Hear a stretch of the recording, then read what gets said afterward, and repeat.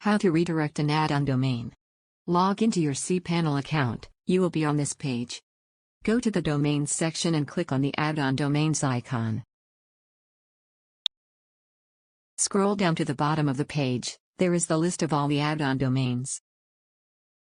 Locate the Addon domain you want to redirect. For instance, example4.com. Notice that it is not redirected to any other link. Click on the Manage Redirection button. Enter the link to which you want to redirect the Addon domain in the input box.